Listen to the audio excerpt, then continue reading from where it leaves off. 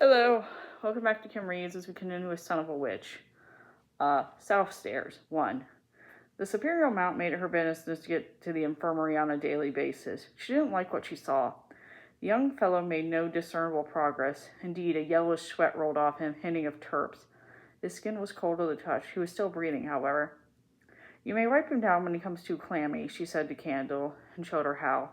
The girl seemed reluctant to her charge, but did as she bade. Holy intuition, the Superior Mount felt, did not figure among her own administrative talents. She was a common scientist.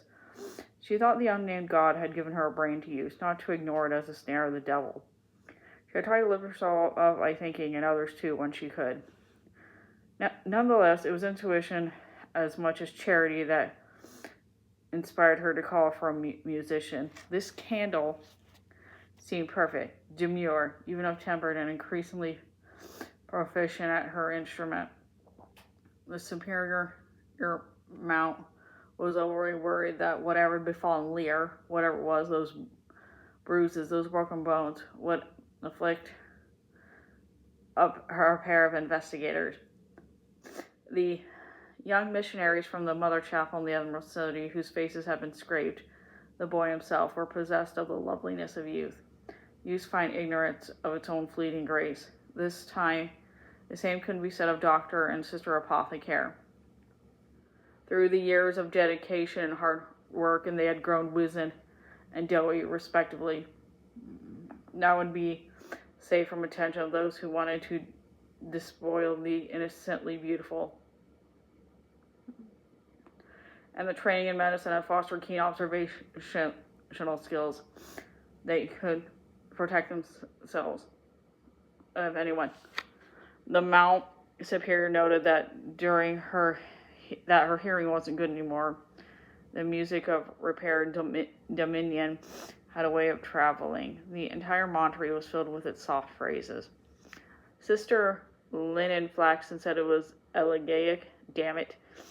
Candle was wooing the lad in his final sleep. She would play something peppier. Everyone else said shoo. The whole place had fallen under some sort of spell. They were waiting to see what would happen, but the music made them patient. Sister Graveside ironed a fresh winding cloth and refilled the quart jug with anointing oil to be ready.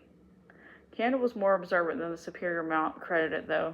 She could see the Liir's respiration responded to her choice of music. He went through periods of rhythmic breathing, like someone sleeping peacefully, followed by patterns of shallow flutter breath. Restored to glory by the feather of the phoenix, the dominant had become responsive. The harmonic overtones hung in the air and complemented one another. When the invalid seemed too agitated, she would bring it back with prolonged phrases. But too many of those, and she was afraid she would deliver his last deep outgo and breathe no more, and then he would be dead. So she would agitate him with pizzicato comments and thumb-struck flat-tone responses to alert his lungs and stimulate his heart. She was guiding him. She knew it. She just didn't know where he was. Liir was in the stolen blunt blood with the Scarecrow heading along one of the waterways of the Emerald City. It was a week or two after the witch had died.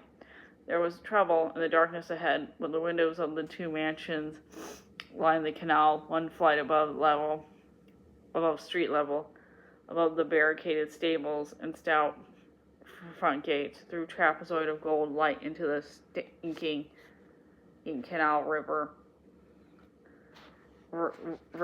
Liir and Scarecrow passed in and out of another one's view. "What will you do?" asked Scarecrow. "Where will you go?" "I have no place to go," said Liir. "I'm going back to Kiamiko." "Why should I? Only old Nanny there." "I'm not going back to Kiamiko." "Why should I? Only old Nanny there."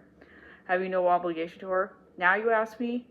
"In a word, no. Chistry will mind her well enough." "The snow monkey?" "Yes, I suppose he will." "Well, the story of Dorothy is done. We won't see her like again." "And a good thing, too," said Liir. "Off and away with fairies just like that, and not so much as a decent goodbye." Her departure was precipitous agreed the Scarecrow. Glinda made the arrangements in something of a hurry.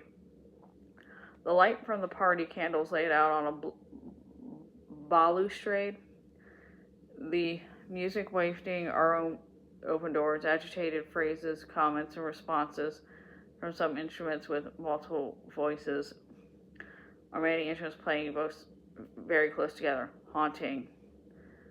The Scarecrow said, "Don't fasten on Dorothy, only unanswerable longing lying down that road. Gone is gone. How wise you are now that you're packed with brains. Everyone got some party fever from the wizard except me. Everyone's got somewhere to go. Don't forget to look for a map, Liir. Figure it out for yourself. What about your friend Nor? That Princess Nestoria seemed to think she might still be alive. Maybe you could find her. First, I better learn to trade and find a way to support myself, or watch how the pickpockets practice their trade. Sure, I would like to find Nor, but I'd like to fly too. Not bloody likely without some help. I can't be too much help. Too highly connected now, I'm sure. Too chummy with the chief cheeses. I had my own plans. Appointments to keep. I'm out of here as soon as I can. I thought that Glinda had singled you out for a leading position in the government. That's what we're saying on the streets. That's where I pick up my news and other garbage. Lady Glinda doesn't confide in me. I've heard she intends for rules for 6 months or so, and then abdicate in favor of a straw man. Who? Well, as I've admitted, one straw man is as good as one scarecrow is as good as another. Do you think anyone would notice the difference? When a scarecrow blows apart a gale wind and a farmer just props up another one. It's the job that's done that's important, not who does it. That's what they used to say at the Monterey, said Liir. If a mount dies and goes to the afterlife, another mount comes to take her place. Like replacing a pane of glass. It's the work that's important, not the individual who does it. Well, I'm going to keep my own counsel about my plans, said the Scarecrow. And I'm not looking for the Emerald City. I'll tell you that much. One day you're a celebrity, the next day you're hauled off to jail. They contemplated this as they came upon a weir. From here, a system of locks stepped the water level down steeply until it disappeared into a fortified gate. Above, armed members of the Emerald City Guard were having a smoke around a brazier. Better not get their attention, said the Scarecrow. Let's go over there. The canal that's guarded, whispered Liir as they guarded their situation. Not sure, couldn't say, but it might be Southstairs. Southstairs, what's that? The Scarecrow made a face in the gloom. The high-security prison for the Heartland. Don't you know anything? It's only been here a week. I've only been here a week, and I know that. Why would they be guarding the canal gate? Who knows? Maybe they're afraid there'll be a move to liberate Southstairs. I've been told a lot of professional animals end up there over the decades, cheek by jowl with murderers, pedophiles, rapists, political pamphleteers. The worst is gone. Why aren't they just throwing the gates open? You want murderers and rapists back in the neighborhood? Well, no, but for the dissenters. The Scarecrow frowned. Dream on. Who's going to take it on themselves to decide which is what at the point? The job of personal fiscal betterment is far more urgent. Hard to argue with that, and I bet the suppressed animals agree with you. Are they on the move? Do they know? Or are they hanging low until they see what develops? Look, I've got you safely away from Dirt Boulevard before you were swept up in the purge. I'm not going to deliver you to Southstairs so you can check on the animals. Let's turn about. The Scarecrow plodded through the blunt boat backwards until there was enough room to swing it around. Their route took them back under the balustrade where the fancy dress ball was in progress. The laughter was more unguarded, even strident, and the music brassier. Lots to celebrate these days for those in the right station, said the Scarecrow. Good news indeed. Could be another victory gala. Celebrating the wizard's departure? Celebrating the witch's death, said Scarecrow, like his face was impassive. Oh, sweet Oz, it's Glinda's house. He tucked his head down. Liir. She doesn't know me, said Liir.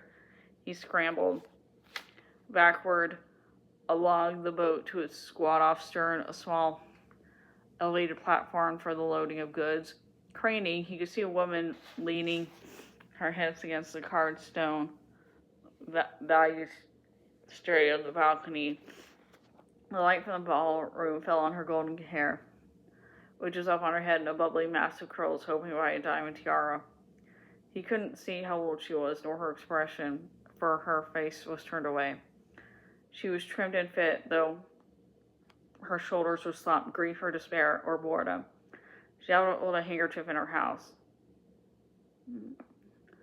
Liir didn't speak anymore. He didn't call out. What did he care for Lady Glinda Truffrey? Annie Witch had mentioned her only in passing, sometimes with grudging respect, more often with disapproval. As he watched her, something echoed with the waters of the canal.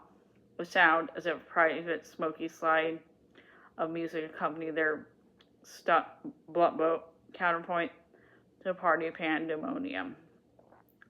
Lady Glinda turned and ripped the rail with both hands, leaned over as their vessel was slipping beneath a pedestrian bridge. Shit, hissed the Scarecrow and stayed in the boat shadows by throwing its weight against the pole. She's seen us. Who is it? Called Glinda. Who's there? I almost thought. Liir wanted to speak out. The Scarecrow clapped a gloved hand over his mouth tightly. Liir struggled, elbowed the Scarecrow, but he wasn't strong enough to break free before Glinda shook her head as if in disbelief. Straightened the epaulets of her ball gown and returned to her affair. What's the matter with you? Reeled Liir when the Scarecrow let him go. What's the matter with you? Said the Scarecrow. I'm trying to keep a low profile in order to help you, and I have to go and signal the heads of the state and alert them about it. I didn't signal her. Well, she must have a sixth sense then, for she turned and she saw you. She doesn't know who I am. She doesn't know I exist. Let's keep it that way. And that's the end of that chapter. See you later.